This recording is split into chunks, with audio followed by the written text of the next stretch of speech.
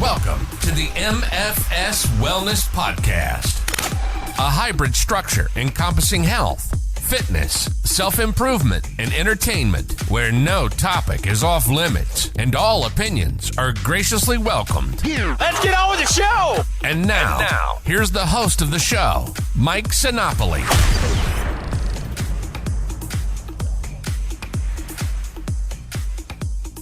Welcome to the MFS Wellness Podcast. I am Mike Sinopoli, certified nutrition coach, consultant, counselor, call me whatever you would like. On this episode, I am bringing in yet another guest. And on a previous episode, you have heard me talk about my experiences with abstaining from alcohol and quitting drinking.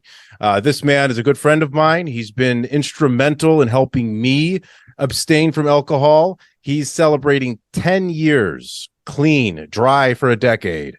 He's my buddy, Sean Henaghan. Hello, sir. How are you? What is up, pal? How we doing? Not much, man. I'm excited to have you on here and shoot the shit a little bit, discuss this demon we call alcohol and why we've got it out of our lives.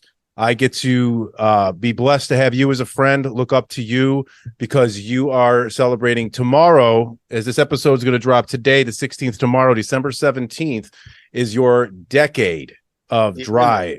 So... I'm just going to get right into it with you, man. You can talk about whatever you want, say as much as you want, dial it in, dial it back. The floor is going to be yours as you need it. My first question to you to start out with, for everybody else, I sort of know, but what brought you to quit alcohol completely? What I always like to say is that I don't know if I was too good at it or not good at it. I just tell people all the time, like, I don't know if I was awesome at it because I would take a drink, and if I started drinking, we're stepping on the gas. It's go, go, go, go, go. We're full speed all night. I'm not a guy who's going to have a beer. Right. So I like to consider myself that I was very good at it. Having said that, it got super out of control, and it got to a point where it was like, maybe it's that I'm not good at this, and right. I should really dial it back because I'm either without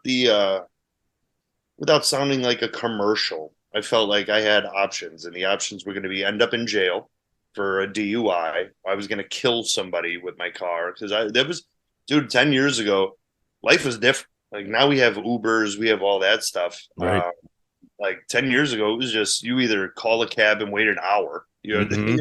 Oh, yeah. Or you just hop in a car and can I swear? Oh, you can swear all you want, man. Right. You just hop in a car and you fucking go. So it's like, I would say 99% of the time I was on that, let's just get in the car and ride it out. I'm going to be all right. I've put a car into a tree where my head went through a window. I've gotten pulled over by the cops, and God bless the dude, let me go. Wow. Not let me go. Like I had to put my car off to the side, have somebody come pick up my car, have somebody come pick up me. They had to pick up the keys at the police station because they didn't want me to drive it. That was a cool call to my dad because I was driving his car. So it's awesome. Oh, that's always the struggle, man. Having to report that to either your parents, your significant others, all that stuff. Even for me, man, that's another thing. Every great night you have, there's something probably embarrassing there that you did somewhere. Whether it's you're driving or whatever it is, somewhere it's a nightmare. And it's true, man. Like I was saying before, it's like you think you're in control when you have it, and then it's like that you wake up to that, oh shit, like, hey, I got my keys on my wallet. What did I say last night? You got to check your phone and you got to look through. Did I text somebody some nasty bullshit? All that stuff. It would drive me nuts. And it was like, and I had said this before, I just accepted that as like, well, I drink. That's just a side effect. Sorry. You know what I'm saying? I think maybe you hit that point 10 years ago where you're like, I can't make excuses for this shit anymore. And and I think that's kind of where you're going there. You're just like, hey, either got to do something about it now, or else this is, or maybe you even felt like when you got off on that DUI, that was something that says, all right, how many more games can I play with this? Because that's sort of what happened to me. I got warning signs. I saw that until I let it go too far. So it sounds like you sort of just caught it before it really got out of control. No, I probably did get out of like the last night I drank, like the night I was like, all right, that's it. Like here, it's time to get off this. I was a new teacher. I had been teaching for like 2.5 months, and we go out for our Christmas party. So, work Christmas party. Let's just chill, have a nice evening out and everything. So the evening started with me and the security guard heading back to his place before we started. And we put down a bottle of Hennessy between the two of us. We just drink the bottle of it. Then we get in our cars. We drive to the bar, meet up with everybody. Each of us rang up a $200 tab, and it was just booze, like for each of us. We were just buying booze back and forth, back and forth. Start to come up with the good idea that we need to go somewhere after this bar because, like I said, you don't stop. Why would you? Mm-hmm. So start pitching the idea. Let's go to Scores. So now we're going to an adult entertainment joint. It's me, the security guard, just riding it out. We head out to Scores with 5 or 6 other teachers. My ex-wife we were dating or we were married for a couple months at the time. We were married for like 6 months at the time. She's with me. So now I have a driver. We're driving. We go to Scores. I'm trying to get her and another teacher in the back to get a dance from one of the strippers. She's like, what are you like? What's happening? What are you doing? Yeah. And I go to the bathroom. I throw up. I come out. I do 2 shots of tequila and a beer to chase the taste out of my mouth. And I can taste that right now, and I want to just throw up. What am I doing? Like 2 shots and a beer to kind of just get that taste out of my mouth, and then we're back on partying. Don't remember the rest of the night. Get home. Wake up on my living room floor. My wife at the time furious and literally telling me like some stuff happened the night before, and she's like, I'm leaving. Like we're done. And I thought right then my marriage was ending 6 months in, and it was hooray alcohol because things just got super out of control. So that was the last night I drank. I really went out with a bang. So that would have been December 16th of 2012. Yeah. And then, So do you consider, because I've asked you this before and other guys, do you consider your true alcohol sobriety date the last day you had your drink, or do you just call it the first day clean? I call it the first day clean. Yeah. Okay. First day clean. This is like that started day one. That's my day one of being 100% good. You know what I mean? So it was like day one is this. That's a wrap. Right. Well, I don't want to get too much into what happened because we can we all know, whoever's listening to this probably has a good idea of the dangers and the bullshit that alcohol can cause. So what I wanted to ask you next, what were the initial struggles you had once you stopped? Because I know they could be different for everybody. I mentioned mine was more just trying to blend back in socially to things. That was my biggest, and still is. I'm at 16 months right now, and it's still kind of difficult sometimes to just not be there. I feel like sometimes I'm still at the club parties, but I'm not really in the club anymore. So what were your biggest struggles when you started, maybe that first year or so? Yeah, dude, that's a big one. The whole creeping back into society and feeling like you're different, especially like I'm sure you were the same as I was, dude, where like people look at you and you party. You know what I mean? Like I'm out, it's not like, hey, like, oh, he's taking it easy tonight. There wasn't a night I was taking it easy. If I'm out and we're drinking, we're going. Right. So to kind of like blend back into that and like just kind of like get into it without being the drunk idiot, without being the star of the night, it took a lot. So yeah, that was definitely one. I went to New Orleans like a couple months in. Like I was sober for like 3 months, 4 months, and we went like a whole group of us go out to New Orleans for a few days, and it was like, all right. So that's like a reminder was like I made it through New Orleans. Right. That's a tough city. That's a tough city to do that to. I haven't been on any trips that necessarily really were tough to get through.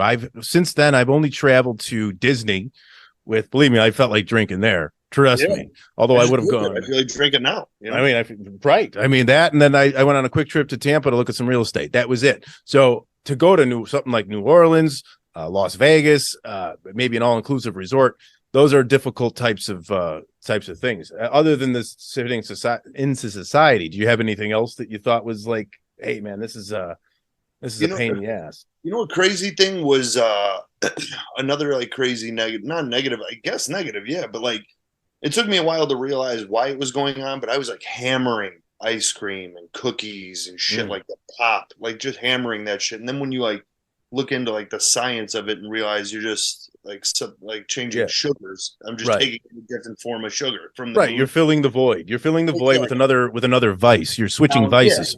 Exactly. So now whole change of mentality. Now it's like, okay, like now instead of drinking beer at night or scotch or whatever, like now I'm taking a pint of ice cream. I gotta get off of this. Like, now food's your vice. Safer, but now I'm all fucked up on that. People turn to that. They turn to some drugs. They'll turn to sex. They'll turn to things like that. Absolutely. And we were talking off air a little bit about the word sobriety and sober. And my therapist had told me, you can't really say you're sober because I still take CBD, THC edibles. And she's like, you're not truly sober. You're abstaining from alcohol. I was like, well, we're just talking with verbiage here. But I mean, what do you say? You tell people you're sober? I mean, I feel like go ahead.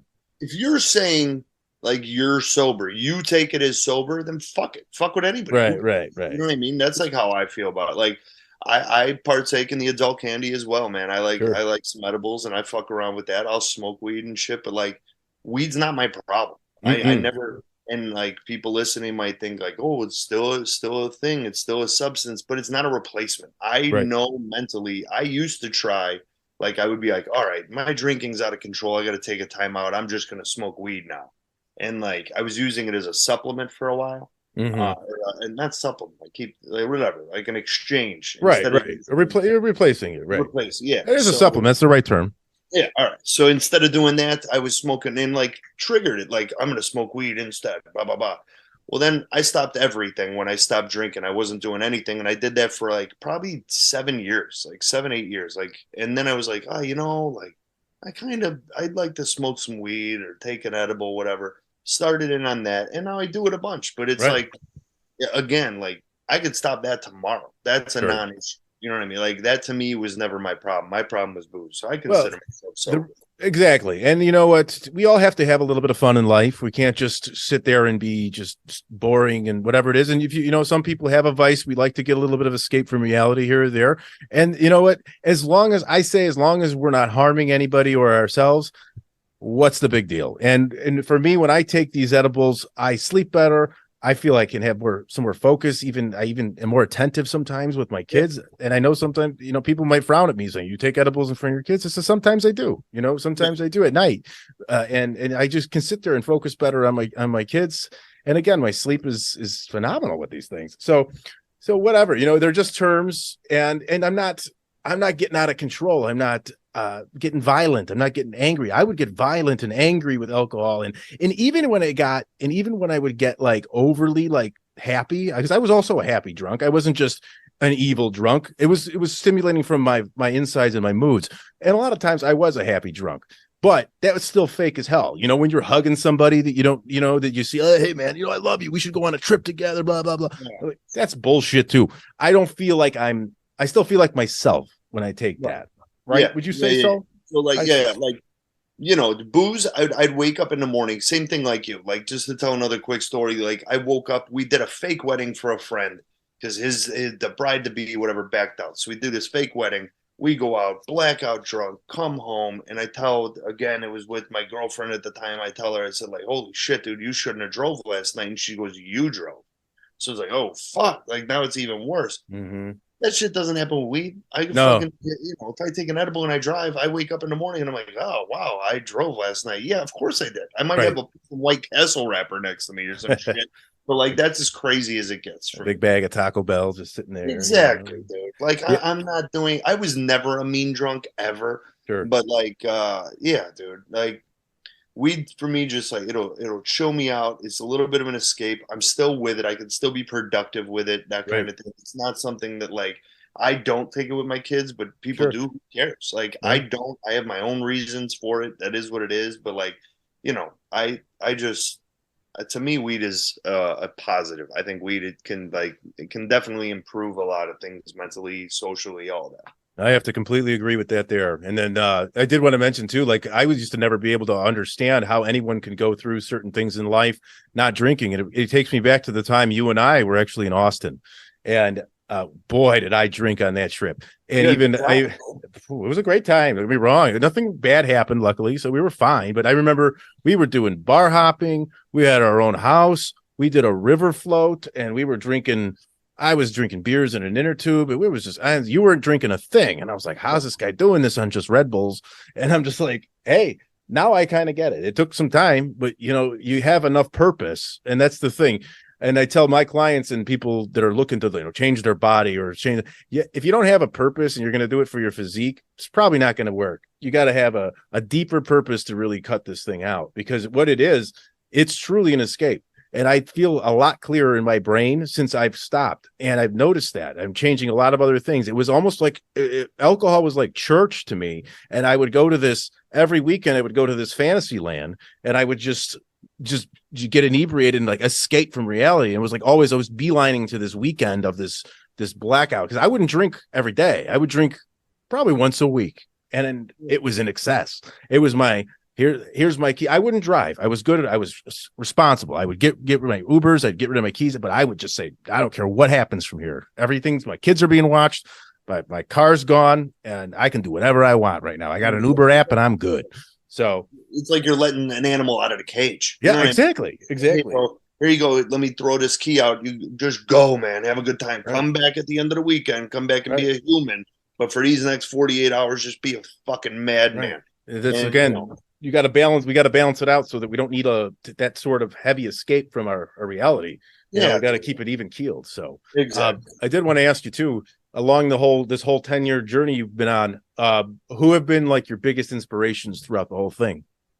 So like, it sounds crazy, dude, but like how you say you lean on me, like that's a big, I've had a lot of people who have come to me because I'll tell people like, hey, anytime if you want to try to stop, like, or you need to just talk to somebody about what it's like, any of that, like, call me. Doesn't fucking matter when, call me. And like that to me is a big driving force. Is like, you start telling a bunch of people, and now you're 10 years in, you don't want to let people down. Like that's a big thing. Like, and I've had dreams where it's so real, feels so real that you're drinking and you wake up and I feel like I let everybody down. You have the weight of the world. So, so that's one. The other one, the major one, like hands down, would be my dad. My dad a couple weeks ago celebrated 30 years sober. Oh, wow. I didn't even know that about your dad. Yeah. 30 years, no drinking. So his was a big thing too, to where it was like, and he actually got a DUI, like, and he'll tell everybody the story. He got a DUI, probably accidental. He got pulled over the day we moved into our new house. He got pulled over. The cop asked him his address. He goes, I don't know. I live right up there. Shows the cop his license says he lives somewhere else. He's like, what the fuck? So they arrest him because they knew he was the whole thing. But yeah, so like, I lean on my dad. I never did AA, but it's because I had the biggest support I could possibly have. I just a phone call away. I just call him and like, hey, what do you think of this? Like, how do you do this? How'd you get through this? Like, I'm nervous about weddings or vacations or this or that.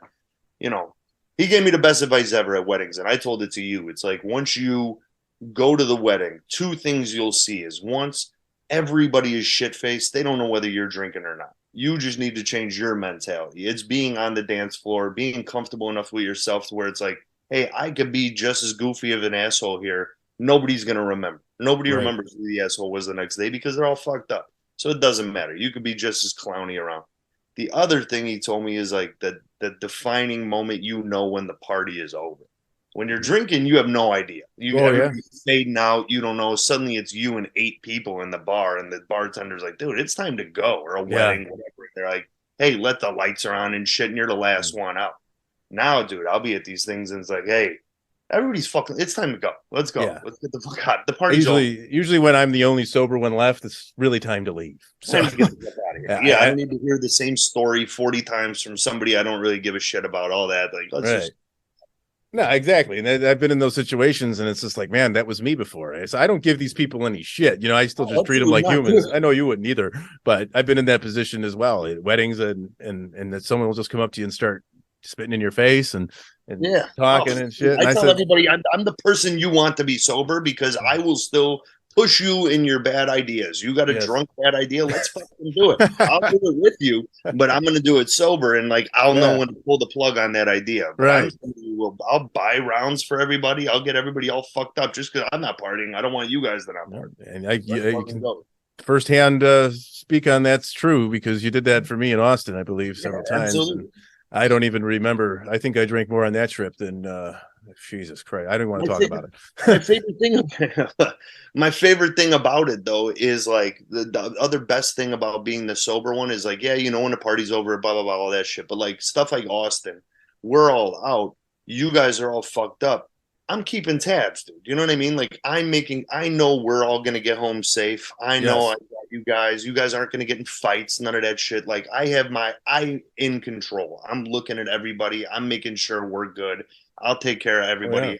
You guys could all have a good time. We're all gonna get home safe. Absolutely. And in hindsight, looking back at that, I can recall, in briefly being grateful for that. There's a comfort to having that sober guy, that DD, that guy that's going to just have that clear head to know that you're not going to maybe go off the rails here too far. Yeah. So that's right. amazing.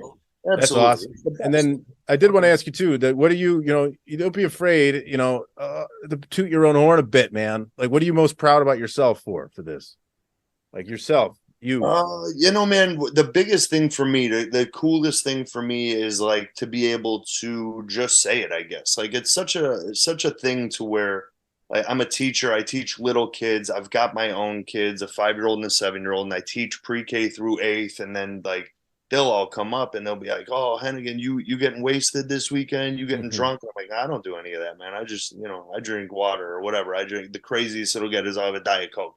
You know what I mean? Like I don't do that. So to be able to, and they'll be like, "Why not?" And it's just like, because you don't have to. So to be able to tell these kids that, to be able to tell my own kids and know that, like, I couldn't be more proud of my dad about everything he's ever done in his life. He got a DUI. He fucked up. It is what it. I don't judge people like that. That's fine. And especially him, he learned from it. But it's a situation I know I don't have to be in. I don't ever have to tell my kids I stopped drinking because I got a DUI. I stopped this because I killed somebody. I got in a bar fight. You know what I mean? It was just kind of like I got out of control, but I'm able to tell my kids like, "Hey, I just don't drink because it's not for me." And like I'm proud to say it. Like it's a good thing to be. It's a positive like lead by example type shit. You know what I mean? I love that, man. I actually think that one of the biggest issues with alcohol is that it's from youth to forever. It's normalized. Like even kids, like not that the kids are drinking, the young kids that you teach. But they're seeing their parents and their adults that are drinking. It's like, hey, we're having dinner, we're having wine, we're doing this. Where weed, like we talked about, is taboo.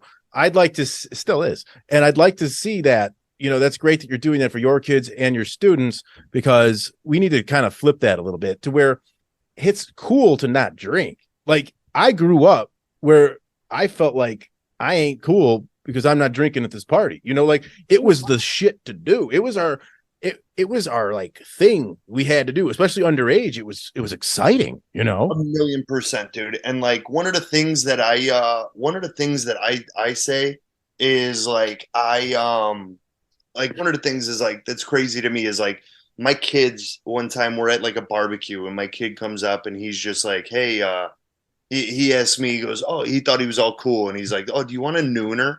And I was like, "Nah, dude, like that's like a grown-up drink, but it's one of the grown-up drinks that I don't drink." So he's like, "Oh, okay, just a water." And I'm like, "Yeah." You know what I mean? Like, because it's so ingrained and you see everybody else at these barbecues and shit, everybody's drinking. So they think like I'm the weird one or I'm the one that's off or whatever. And it's like, "Oh, man."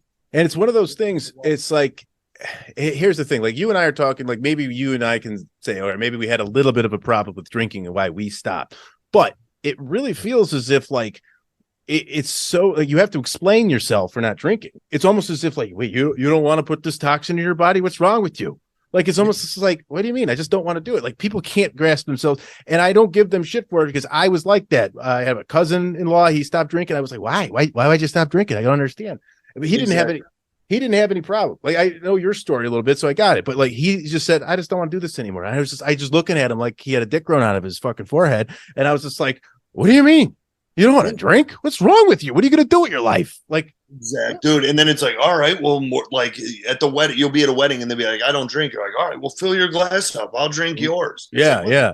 What are we doing? It was what the fuck?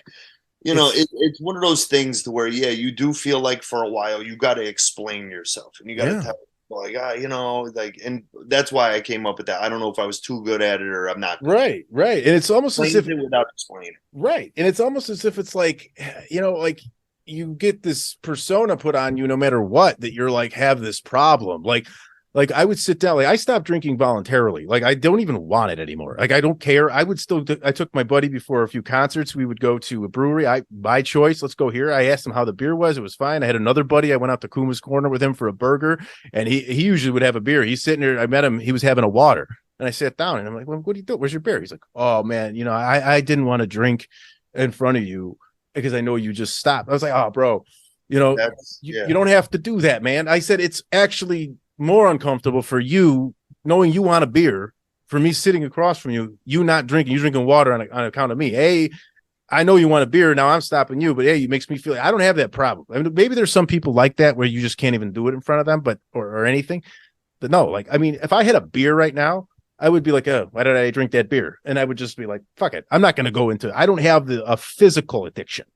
Right. Was any of yours physical, or were you just, it wasn't to where it's like, it wasn't to where it's like I'm getting the shakes, but it'd be like, I'm pumped to fucking, like, I wanted to drink. I liked, you know what I mean? And like I have a bunch of medical shit too that you're aware of, and all this shit, and doctors are like, you probably shouldn't drink, and if you do, limit it to like one a day. So I'd be like, all right, well, now I'm filling up a glass this big with kettle, you know what I mean? I'm just drinking vodka on the rocks, and it'd be like a pint glass of fucking Kettle One. Well, that's right. They mean one drink as opposed is what they consider one drink, which is about an ounce and a half of liquor, one beer, one glass of wine, which is about 5 ounces. They're telling you to be a fucking grown up. You know what I mean? Be responsible, right? Yeah, responsible. And I'm like, you're talking to the wrong fucking dude. Well, that's what I get. Those people. I envy the shit out of the people who can go out, have 2 beers after work, and you just go home and live a normal fucking life. I'd have 2 beers after work, then I'd stop somewhere else. I going out for a noon football game, and I wouldn't get home till 10:30 because I'd be out for the game, the 3 game, the 7 o'clock game, like out all fucking night. The day drinking was always, it led to night drinking most of the time. We used to do 12 o'clock noon fantasy baseball, and we would be at the bar till 2 o'clock. One time I looked at my tab and I had, I believe it was 23 pints of beer in a day.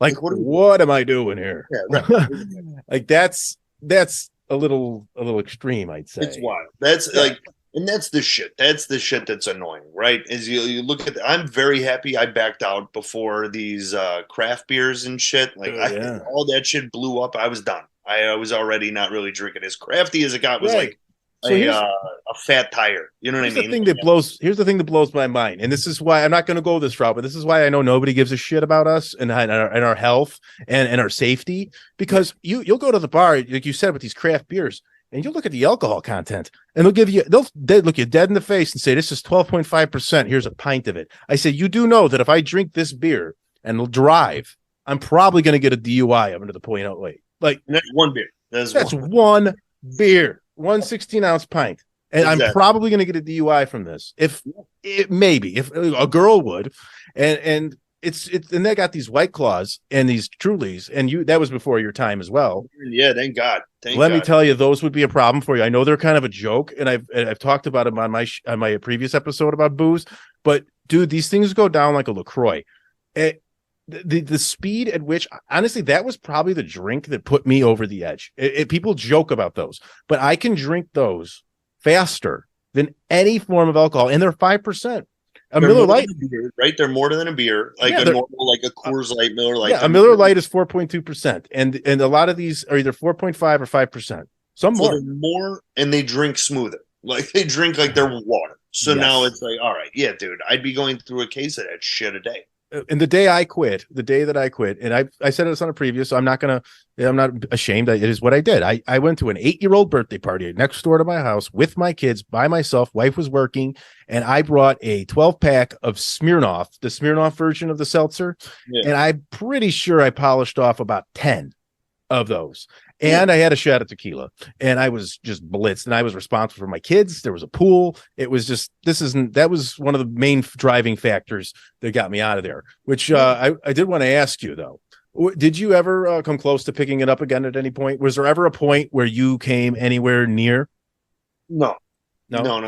because I feel like I just came so close to fucking up like a very like a crazy aspect of my life so soon. Like with being married 6 months, and I ended up getting divorced anyway. So I mean, fuck. But I 6 months in, and I'm like, dude, I couldn't do this because of alcohol. Like Right. 6 months into like, and alcohol is gonna shut this down. Like I've been with this girl for 11 or 12 years, and now Right. because I'm a drunk idiot, you know what I mean? Like so. Yeah. Nah, man. I had too many instances where I could look back and like I say, like with my health stuff, I've had a kidney transplant, that kind of shit for anybody when I keep mentioning my health. But like it's one of those things where it's like, look, I got through all this. Like I didn't hurt anybody. I didn't hurt like maybe emotionally I hurt some people along the way. We talked and made it through and we're all right and discussed it. But like physically didn't hurt anybody. I didn't hurt myself. I didn't get a DUI or like ring up a huge some ticket for public Right. Right. so yeah, like looking back though at everything I did and being like, you know what, I had my fun. I stopped drinking. I was 30 years old. Like I was like, I've had a good fucking run. Any good times I've had, you'll match my shit. We'll all have good times, but Oh yeah. now let's experience it in a different way. That's My buddies who came up with shout out Maplewood. That's like one thing that does suck. These are some of my best friends, and I've never been like I was drinking their beer before they started making it, like actually making it. yeah. Yeah. Big, it'd be cool to fucking support them. It's Right. the only beer I'll buy if I'm Sure. going somewhere. I buy Well, Maplewood. Yeah, you could buy it. You still could purchase it as a gift. Christmas is coming. So I do. Yeah. there you go. If you're listening and you're looking for some last minute stocking stuffers, throw some Maplewood Brew in there. We'll plug those guys. Why not? So fuck it. I did have some of that beer actually before I quit, I believe, and it was quite delicious. So I would recommend that. Supposed to be great. Yeah. Oh yeah, Or the Trulies and all that shit though. Hey, I mean, I know what those would have been a problem. The way you talk about it, I know they would. Oh yeah, and you know what would be good? And a lot of breweries are doing it. Lagunitas has some good ones. There's a few other ones. Athletic Brewing. They're making a lot of good non-alcoholic beer now. You told me that. Yeah, non-alcoholic beers I've been on for a little bit, and I don't drink them a lot. So, all right, there you go. To touch on that, I don't mean to cut off your point. Go ahead. You said about like, have I ever wanted to pick it up?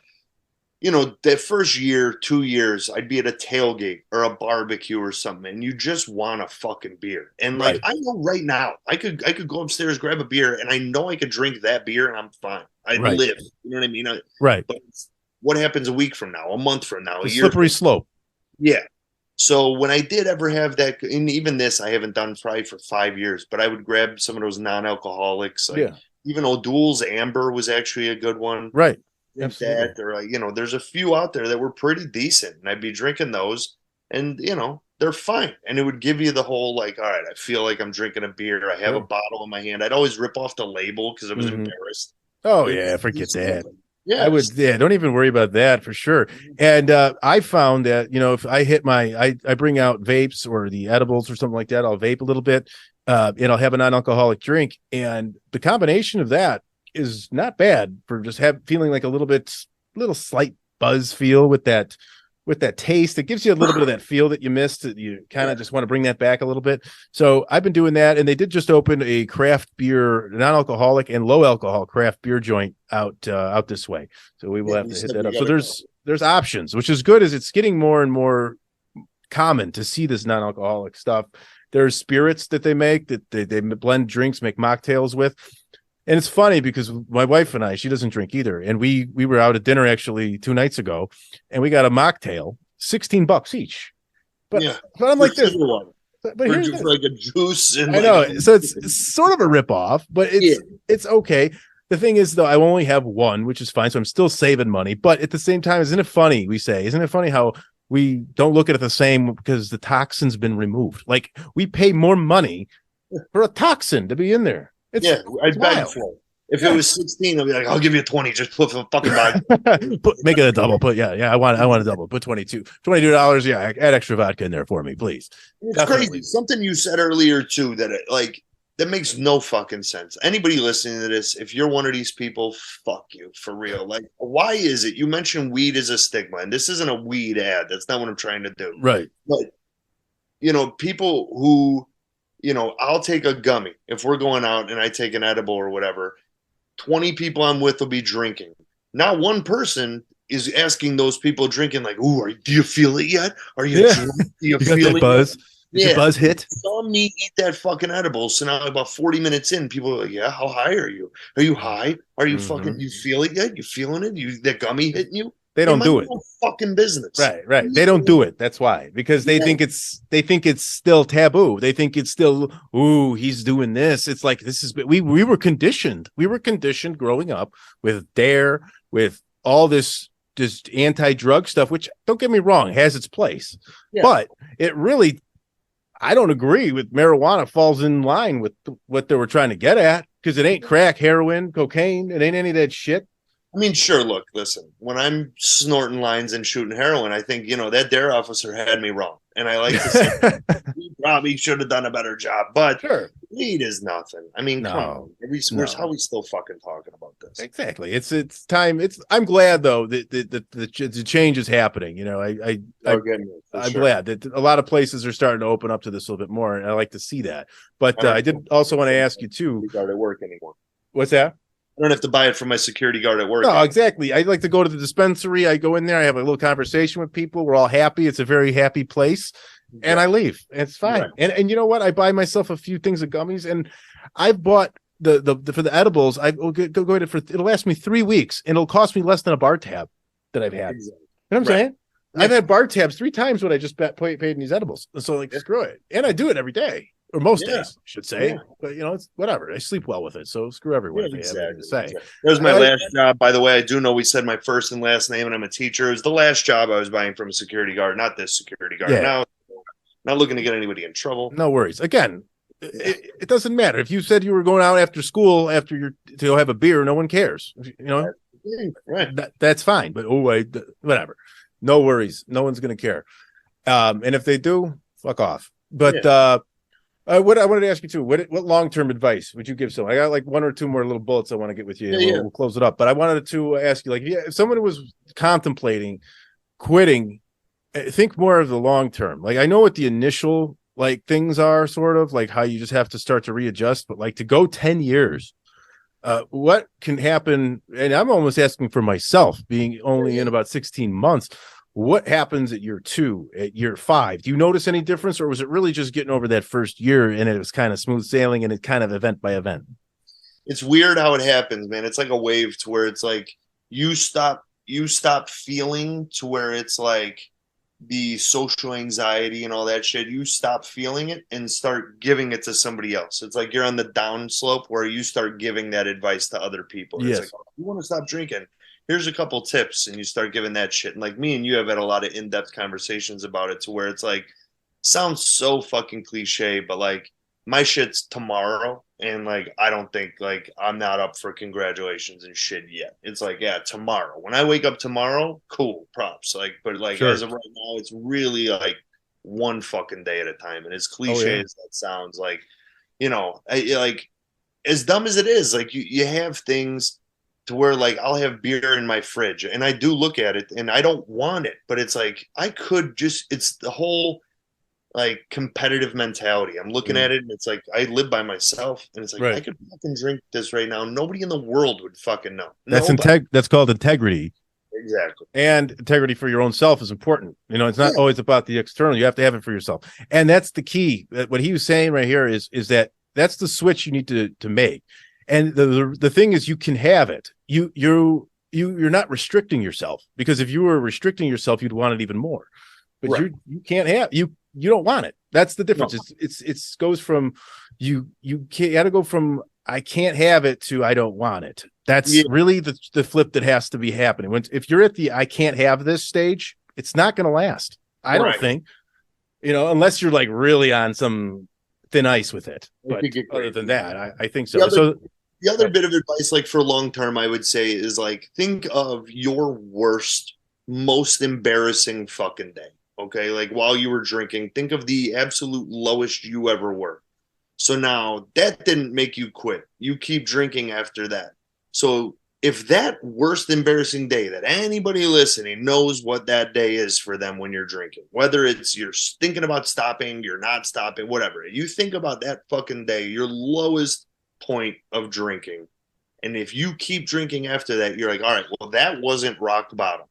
So then what the fuck is, and why are you waiting for it to hit? You know what I mean? Like, Right. if you want to quit right now, think of that most embarrassing day and just think like, all right, hey, look, if that wasn't rock, that I kept drinking after that. So like, if it can get worse than that, what the fuck is coming? You know what I mean? Absolutely. And So that's another you, thing. you nail that, because that's exactly what I do. Whenever I'm toying with the idea occasionally, I usually get the urge to drink upon entering an event. So like when I arrive, like I'm used to that whole the whole shtick was, you arrive at an event, cocktail hours first, or hey, would you like a drink? That's the first thing. I feel like once I get past, you get the wristband, you gotta go to the line, grab 2 beers before you're even into the fucking thing. I've got 2 beers ready to go. And even the habitual side of it all, and how we're just kind of structured societally to do that, it's almost just there's like a heightened excitement when you get there. You're almost heightened excitement, like your nerves are high maybe or something like that. And you just want something to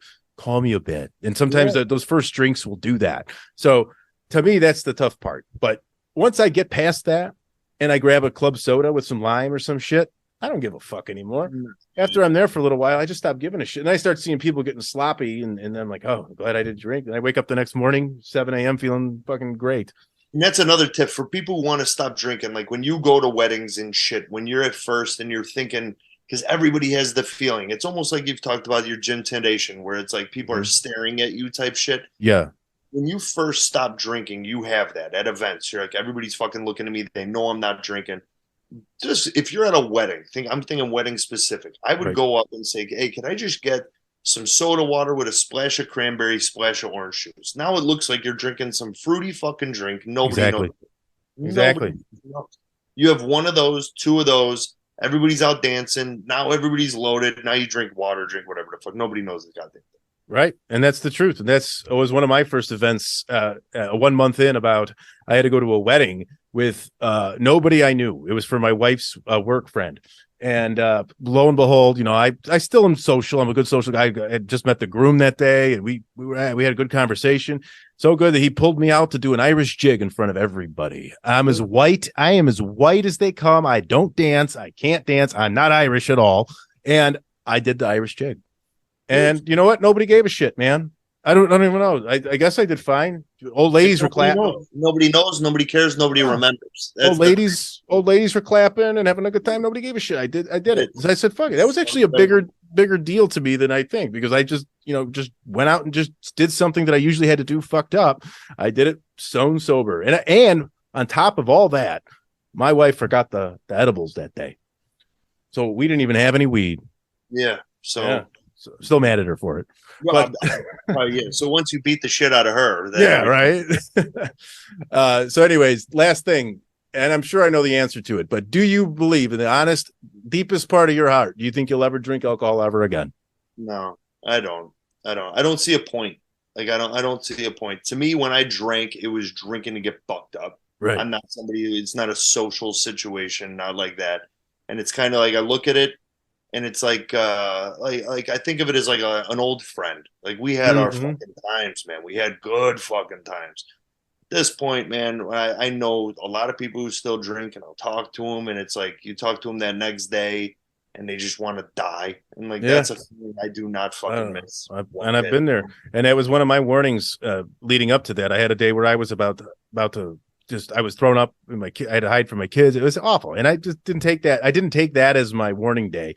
I had let it escalate. So that's what you were saying. Like, is this rock bottom? I went further down. I did. And then I caught it, and I was like, that's enough. That's enough. So, it is what it is. You just gotta, some people inhale it forever and be all right. I still believe that it's got no benefit for anyone at all. Sometimes I can see maybe a little wine or something. You maybe have a taste for it, pairs well with food. You can do something like that, but it's really just a flat out toxin. And I know we might sound lame as fuck to some people, but believe me, one day, if it ever happens to you, you'll understand it, and you'll come back and be like, wow, I get it now. Because I was exactly there while Sean was doing his thing. He was probably in 2017 we went there, so you were probably about 7 years in, and I was just couldn't understand. Maybe 5 years in. I'm sorry. That would be. I was like, how is he doing this in Austin, Texas? It was 12 guys at a bachelor party. Like, how's he doing this shit? So, That's what it is. So, I don't have much else. I mean, is there anything else you want to add about your sobriety, from alcohol, your journey along the way? Anything else you want to add in? We've covered a lot of it.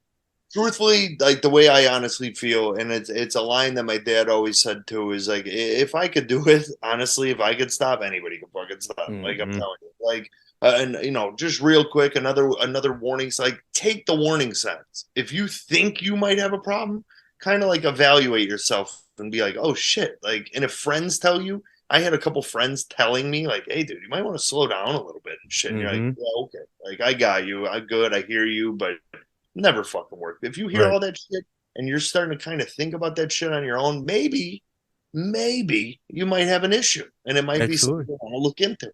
Right. And I hear you. And from my end, if I could say anything, is that it's the excessiveness within the session. I believe that's the problem. Look, I know people could probably have 2 beers a day and be fine. But for me, if you are drinking on the weekends, binge drinking in excess, where you can't drive and that's a problem. It really is. We don't think it is because we accept it so heavily, so socially. It is an issue. You don't want to accept that it is, but it is. I spent 20 years not accepting that going out once a week, getting shit-faced, blind drunk once a week was not a problem. It's just, I don't have an alcohol problem. Those are people who wake up and turn over to their nightstand and open up a fifth of Jack. You know what I'm saying? That's not me. I wasn't waking up and drinking the beer I had next to me. You know what I mean? We seem to associate people who are alcoholics or have an alcohol problem with someone who just can't stop drinking. Is the physical substance, the physical addiction that they need it. But it's really anybody has it. You're escaping. If you're causing problems, if you're sending mean texts to people, if you're getting in fights, if you're not remembering what's happening, if you're telling someone you love them that you don't even love them, it's a fucking problem. Yeah. It's not real. Let me ask you, did you consider looking back now? Do you call yourself an alcoholic? Do you think you were an alcoholic? It depends what you consider an alcoholic. I guess how the terminology goes. I don't know. I still think an alcoholic is someone who's dependent on it. Like they need to drink it every day. Like I had a boss who would drink a fifth of rum on the way to work, one at lunch, and one after work on the drive home. Yeah. And to me, that's an alcoholic. But I'd say I have an alcohol problem. Right. All right. That's fair. That's what I would. That's what I would say. What do you say? I say I am. Yeah, I say I'm an alcoholic, and it wasn't ever like that. And like I just pulled up the definition. And what did you say? You have an issue with alcohol? Is what you said? I would say I have an alcohol problem. I had a problem handling alcohol. That's what I would say. Yeah. So yeah, it says the definition here is containing or relating to alcoholic liquor affected with alcoholism. A person affected with alcoholism. So it's like a disease, which we know it is, obviously. Mm-hmm. I say, yeah, I do say I was an alcoholic and am an alcoholic. And the reason why is just because I'm not somebody that could have 1 or 2 drinks. I have a problem with drinking. So I consider if and like everybody has their own thing. The same way with that guy with the sober thing, to bring it all the way around, is like, I look at it as where if I can't control myself with alcohol, that's an alcoholic. Like that's the way I view it. Right, Plus, I agree. It makes it easier to have it in my head and be like, hey, I'm an alcoholic, and now I'm a recovering alcoholic. Sure, I agree with you, and I would have to probably look further into the terminology and just determine my behavior and if I truly am or not. And again, I think I would have to say yes, because here's the thing. I think I could pick up alcohol again and be very responsible and have it in low dosages for a little while, probably several months. But I know the slippery slope. I know that I give myself a 2 drink minimum when I'm out. Okay. I give myself that. I'll adhere to that for a while, but I know myself. Going to start having a good time. Come on. You're going to have 1 more. All right. Yeah. A third. That's not going to hurt. That's not going to hurt. And you know what? The third one, it won't hurt. But what'll happen is that third becomes in 2 months, a 5th, then a 7th. And then before you know it, and it only takes 1 time. It only takes 1 time for you to be inebriated so hard that you fuck up your life. And that's it. It's not like, oh yeah, just once. That doesn't matter. That's why I stopped, because it only takes once. It's not like, oh, I'm only drink once a month. No, that's not okay, because you can still with the once a month. You say with the once a month. I used to do it to where I'd be like, all right, you know what? I was aware, man. And I'm like, I got to kind of only drink, like I'm only going to drink on special events or special. Next thing you know, I got a wedding, then Super Bowl, then another wedding, then this, then that. You find, now it's Monday Night Football. I got to have a few years. It's Monday night. You always find a fucking reason to get loaded. And when you break the seal, a lot of times you break that seal, the floodgates just open. Every time. And you lose control and you almost talk yourself into it, Right. So I know I would talk myself into it. I would know. The one voice knows you're not supposed to do this, but that other voice would come in and be like, dude, you're fine. Just fucking do it. It's literally that devil angel shit on your shoulder. It's just, in reality, it's what it is. But 100%. So anyways, man, I appreciate you coming on. Congratulations, dude. I want to personally congratulate you. It's a fucking accomplishment. Never, ever. You can't take that away from you. I know we're not celebrating till tomorrow, but most people listening will be tomorrow, and we'll be celebrating today. It's the 17th. 10 years, man. That's awesome. So congratulations. Thanks for being here. And again, he's Sean Henaghan. He's at No Left One on Instagram if you want to bullshit with him. He's a pretty open guy. He'll talk about anything, very helpful, very knowledgeable about anything mental health, school related, alcohol, sports, music, things like that. Me, you know where to find me: Twitter, Facebook, Instagram at MFS Wellness. You can drop me an old school email, mike@mfswellness.com. For my buddy Sean here, have a good one. Did you have anything else to say before we sign off? So like you said, and I wanted to just get it out there, it's No Left One on Instagram, No Left One at Twitter, and it's the number one. So NOLEFT1 on Instagram, on Twitter, or I don't know if you could put my email. I will be. If anybody does want help or want to talk to somebody who has gotten through this journey or anything like that, or if you know somebody that wants to talk to somebody, any of that shit, literally about drinking, if they're having depression, any of that shit, I am literally there for anybody who needs fucking anything. And he's legit. He's legit. That's not lip service. I've seen him in action. He's a good man like that. So we'll sign off and we'll talk to you soon. If you don't hear from me, everyone have a great Christmas. And I'm sure I'll be back on before the new year. For Sean, I'm Mike. We'll see you on the next episode. Thank you. Everybody.